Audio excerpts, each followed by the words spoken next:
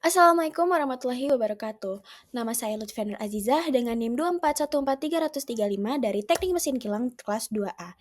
Saya di sini akan mempresentasikan tugas mini skripsi saya, yaitu perancangan ulang poros, pasak, dan juga pemilihan bearing pada pompa sentrifugal berdasarkan data studi literatur dari skripsi di perpustakaan Pemaka Migas. Pembimbing saya yaitu yang pertama adalah Pak Susilo Handoko STMT dan yang kedua adalah Pak Moh Bagus Bahtiar STRMT.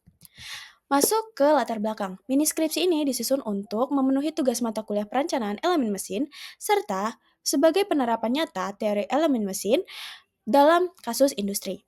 Pompa sentrifugal banyak digunakan di industri migas karena mampu memindahkan fluida secara efisien dengan memanfaatkan gaya sentrifugal pada impeller.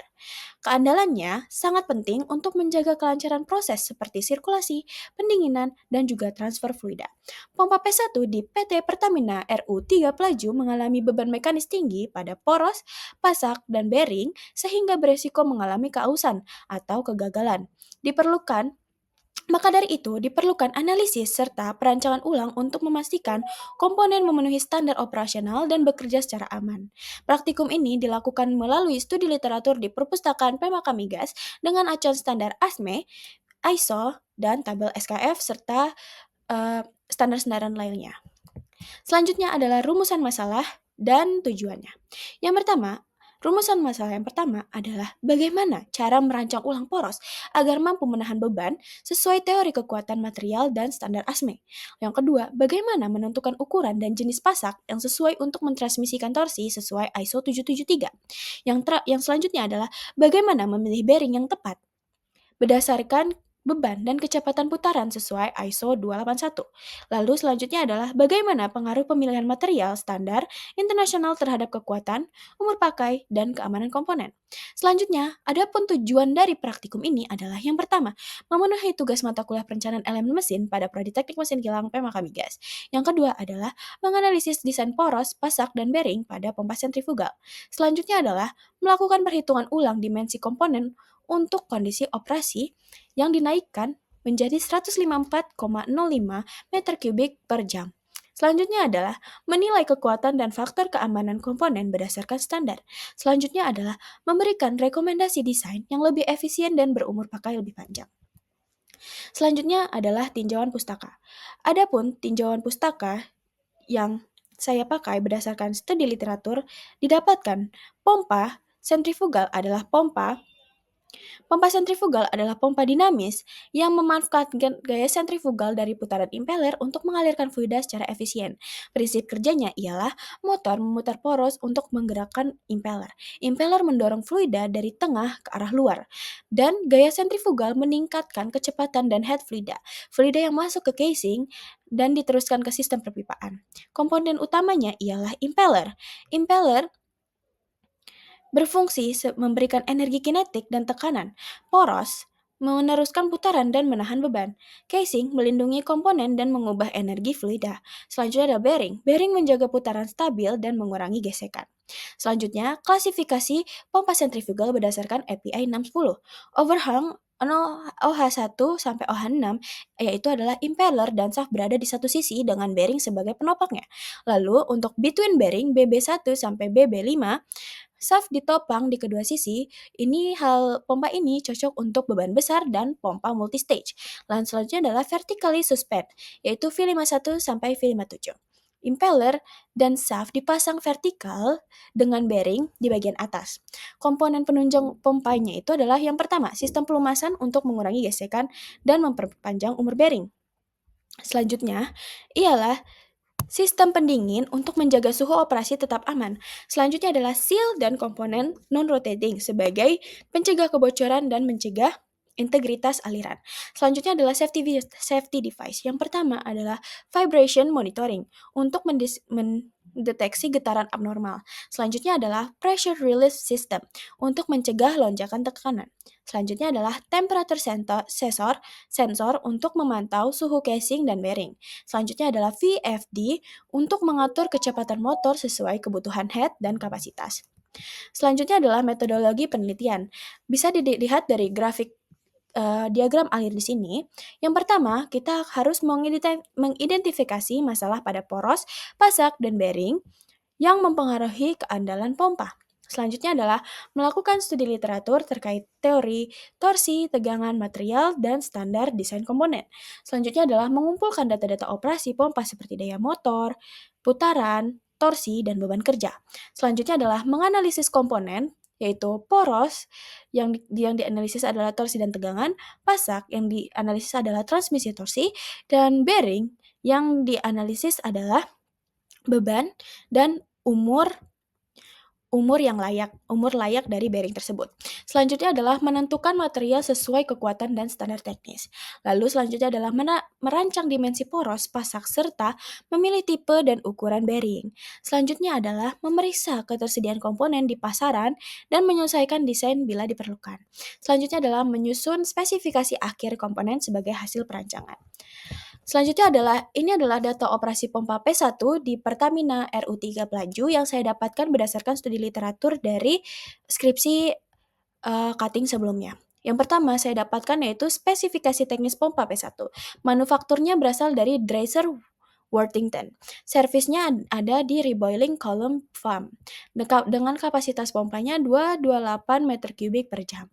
Dengan different height-nya adalah 120 meter, dengan NPSH-nya adalah 13,96 M, serta yang terakhir adalah kecepatan putarnya adalah 2950 RPM. Selanjutnya adalah data motor penggeraknya.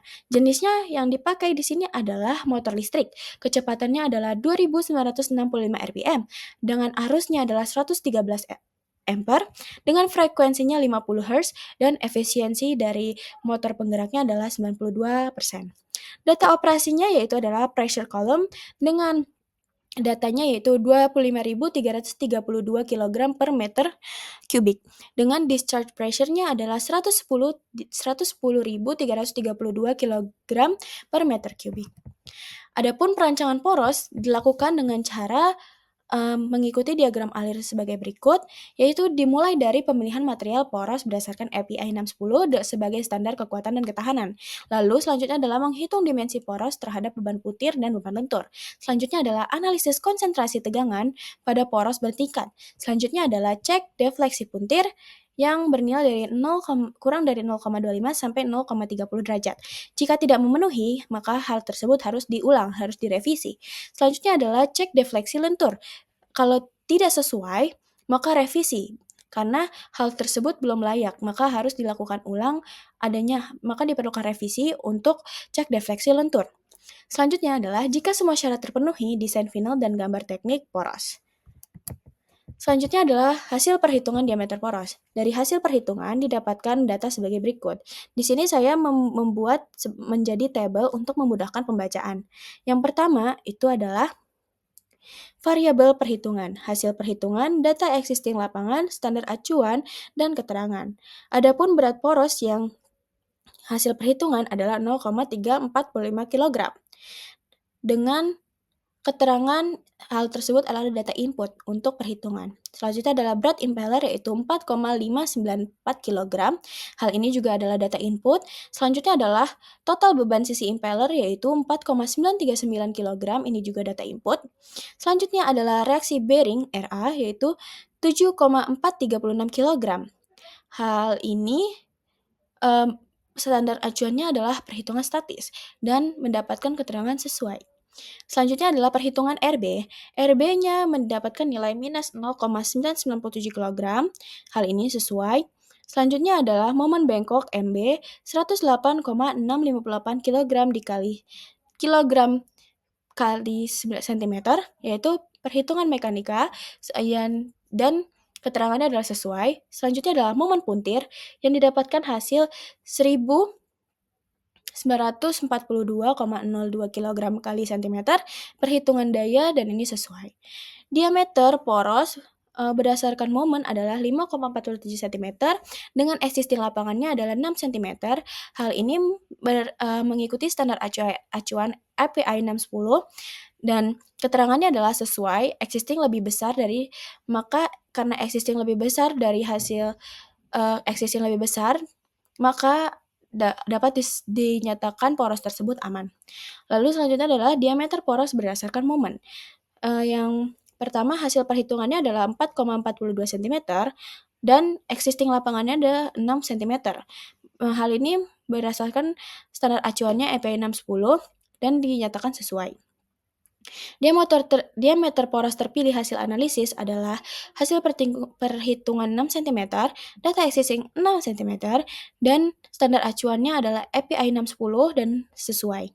Sudut puntir aktualnya adalah 0,15 derajat dan existing lapangannya adalah diameternya adalah 4 cm. Batas berdasarkan standar acuannya adalah 0,186. Hal ini dinyatakan sesuai karena hasil perhitungan dan existing di bawah dari standar. Kesimpulan akhirnya, maka dapat disimpulkan bahwa poros aman dan memenuhi standar. Diameter poros dihitung dari momen puntir 1942,02 kg kali cm dan hasil analisis menunjukkan kebutuhan diameter minimumnya adalah 3 cm. Ukuran ini sesuai dengan poros existing sehingga dinyatakan aman digunakan. Selanjutnya adalah pasak. Pasak juga sama mengikuti diagram alir ini. Prosesnya dimulai dengan menghitung lebar pasak sehingga sebagai ukuran dasar yang menentukan kemampuan pasak untuk mentransmisikan torsi. Dilanjutkan dengan perhitungan dimensi pasak, lebar, tinggi, dan toleransi agar sesuai dengan diameter poros dan standar. Pasak kemudian ditinjau dari panjang efektifnya, mencangkup peninjauan terhadap gaya geser yang bekerja, peninjauan terhadap tekanan permukaan, peninjauan terhadap tekanan permukaan antara pasak dan poros dalam rentang 0,25 sampai 0,30 dari diameter poros. Jika tidak sesuai, maka hal ini harus direvisi kembali. Dimensi pasaknya harus direvisi kembali. Jika sudah memenuhi, proses dilanjutkan dengan pengecekan defleksi puntir poros untuk memastikan pasak bekerja dengan poros yang tetap stabil. Selanjutnya, jika defleksi puntir poros berada di bawah 0,25 sampai 0,30 derajat, maka pasak dinyatakan layak. Lalu, tahap akhir penyusunan hasil perancangan dan gambar teknik pasak. Nah, berikut adalah hasil perhitungan saya yang sudah saya hitung, dan seperti tadi ada beberapa variabel, yaitu variabel perhitungan, hasil perhitungan, existing lapangan, standar pasak, dan keterangan kesesuaiannya, serta kesesuaian dengan diameter poros, yaitu yang momen puntir dapat hasil perhitungannya adalah 1942,02 kg dikali cm. Haris ini adalah perhitungan dari poros sebelumnya. Lalu tegangan geser izin yaitu 118,64 kg per cm kubik. Hal ini dengan acuannya standar ASTM A276. Hal ini sesuai dengan material. Tegangan tekanan izin yaitu 237,29 kg per cm kuadrat, dan standar acuannya adalah ASTM A276 sesuai material. Sebelumnya mohon maaf, tadi saya sepertinya salah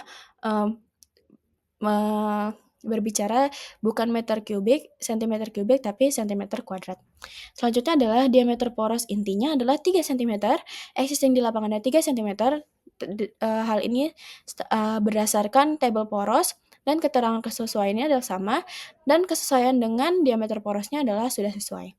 Selanjutnya adalah lebar pasak, yaitu lebar pasak berdasarkan analisis gesernya adalah 3,638 cm dengan existing di lapangannya 1,2 cm.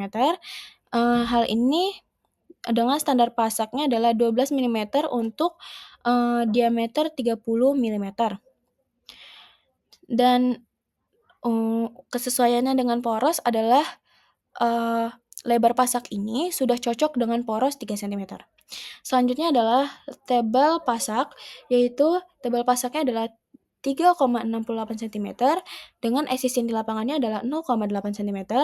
Hal ini sudah cocok dengan poros 3 cm. Selanjutnya adalah panjang pasak. Panjang pasak di sini existing lapangannya adalah 70-80 mm. Ini adalah hal umum. Selanjutnya adalah tabel pasak untuk kesesuaian dengan diameter poros adalah cocok. Dan material pasaknya adalah ASTM A276. Hal ini sesuai dan cocok juga dengan diameter poros 3 cm. Dengan kesimpulan akhir adalah pasang sesuai standar dan sesuai diameter poros. Hasil perhitungan teoritis menghasilkan nilai lebar dan tebal sebesar 3,638 cm, namun ini tidak digunakan karena jauh dari standar. Pasak dipilih berdasarkan tabel standar pasak untuk poros diameter 30 mm yaitu 12 dikali 8 mm dan ini sesuai standar internasional. Selanjutnya adalah pasak existing di lapangan juga 12 dikali 8 mm sehingga dinyatakan aman dan memenuhi syarat. Materialnya adalah ASTM A276 sesuai untuk menerima beban geser dan tekan pada poros pompa. Selanjutnya adalah pemilihan bearing. Pemilihan bearing dimulai dengan proses yaitu menghitung reaksi beban pada setiap tumpuan poros sebagai dasar menentukan beban yang diterima bearing.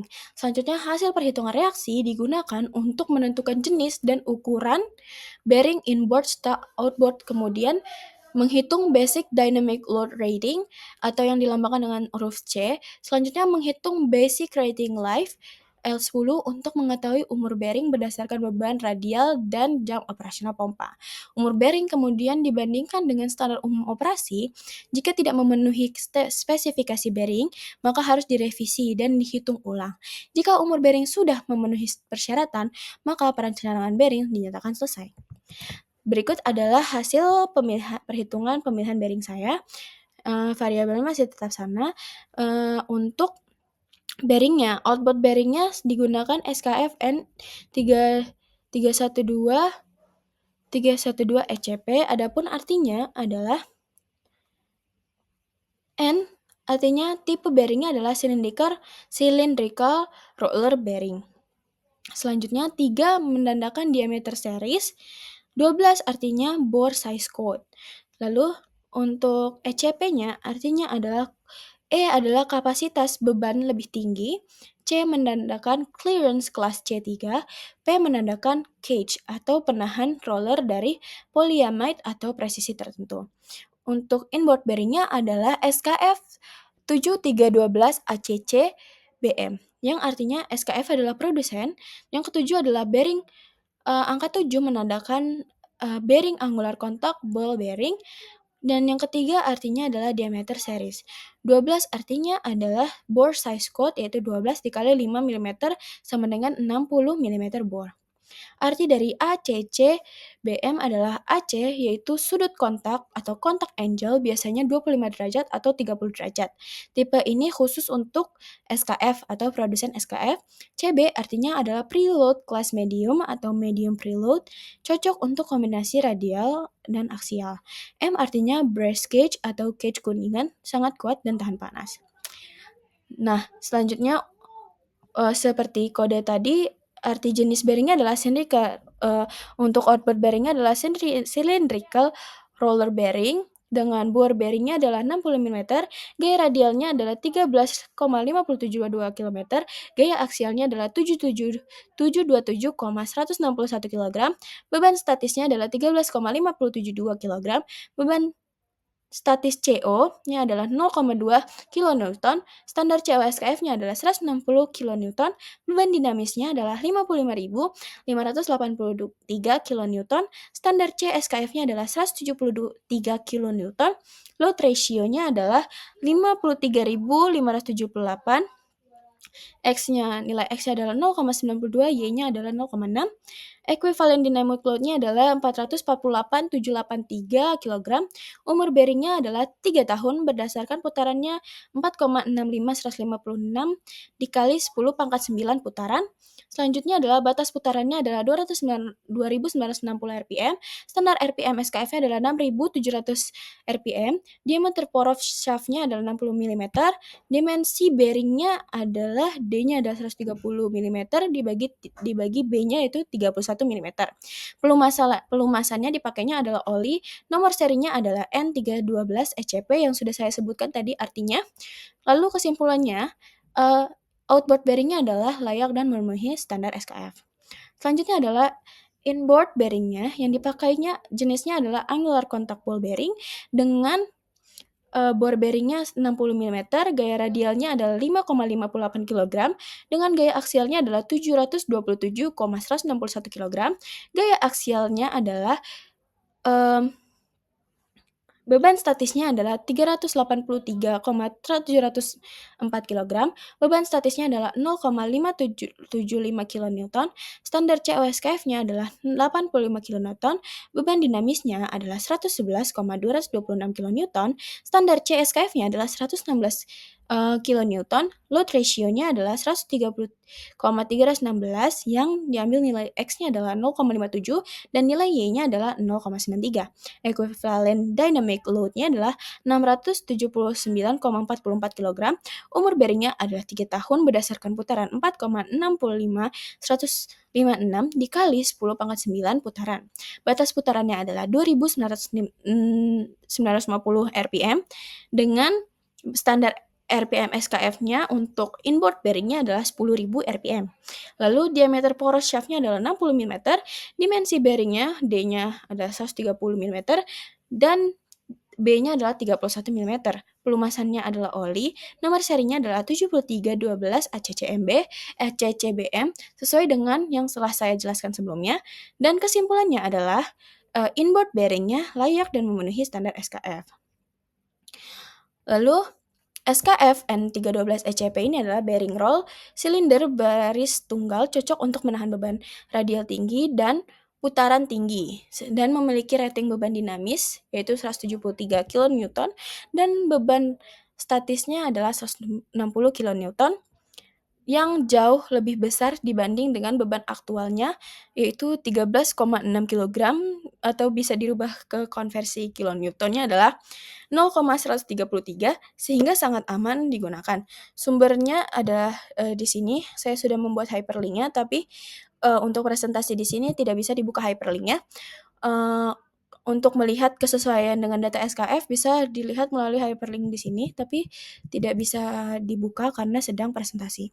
Selanjutnya adalah SKF 7312 ACCMB, bearing bola kotak sudut baris tunggal mampu menahan beban radial dan aksial secara stimulan atau sesuai kebutuhan pada sisi inboard poros pompa. Memiliki rating C-nya adalah 116 kN dan C nolnya adalah 85 kN yang masih jauh di atas beban desain sehingga aman untuk beroperasi. Sumber data tabelnya juga bisa dilihat dari sini. Selanjutnya kesimpulannya adalah berdasarkan studi analisis dan perhitungan, tujuan pembelajaran terpenuhi. Dengan porosnya beban impeller porosnya ada 4,939 kg, reaksi bearingnya di RA-nya ada 7,4 kg, di RB-nya ada minus 0,997 kg. Momen bengkoknya ada di 108,6058 kg kali cm, dengan momen puntirnya adalah 19,42,02 kg kali cm. Diameter minimumnya adalah diameter puntirnya ada di nilai 5,47 cm, nilai D bengkoknya ada di 4,42 cm. Diameter dipilihnya adalah 66 cm sesuai dengan standar API 610 dan lebih besar dari diameter minimum sehingga aman. Lalu untuk sudut puntirnya ditetapkan yaitu 0,1589 derajat dan hal ini kurang dari 0,186 derajat sehingga kekakuan poros memenuhi syarat. Lalu selanjutnya untuk pasak menggunakan data poros inti yaitu diameternya 30 mm, ukuran pasak existingnya adalah 12 kali 8 mm dengan panjangnya kurang lebih 70 sampai 80 mm. Selanjutnya bearing komponennya untuk outboard bearing yaitu SKF N312 ECP atau cylindrical roller bearing dengan bornya adalah 60 mm, ratingnya adalah C sama dengan 173 kN, CO-nya adalah 160 kN. Sehingga bearing ini cocok untuk beban radial tinggi dan kapasitas jauh di atas beban aktual. Selanjutnya untuk inboard bearingnya adalah SKF 7312 ACCMB atau angular contact ball bearing dengan bornya adalah 60 mm, lalu rating C-nya adalah 116 kN dan CO-nya 80 kN. Selanjutnya adalah saran selanjutnya adalah pemeliharaan rutin poros dan bearing perlu dilakukan sesuai interval operasi untuk menjaga umur bearing dan mencegah misalignment. Selanjutnya adalah pengecekan pasak secara periodik diperlukan untuk menghindari keausan akibat gaya puntir yang berulang. Selanjutnya adalah monitoring getaran poros atau vibration analysis direkomendasikan untuk mendeteksi dini unbalance atau keausan bearing. Lalu selanjutnya adalah jika terjadi peningkatan kapasitas pompa atau perubahan fluida, maka perhitungan ulang untuk momen putir atau bengkok perlu dilakukan kembali. Selanjutnya adalah dokumentasi API 610, ISO 281, ISO 2773 sebaiknya tetap digunakan sebagai acuan utama dalam perawatan dan inspeksi. Sekian presentasi mini skripsi saya. Terima kasih atas perhatiannya. Mohon maaf jika masih ada banyak salah dan kurangnya. Wassalamualaikum warahmatullahi wabarakatuh.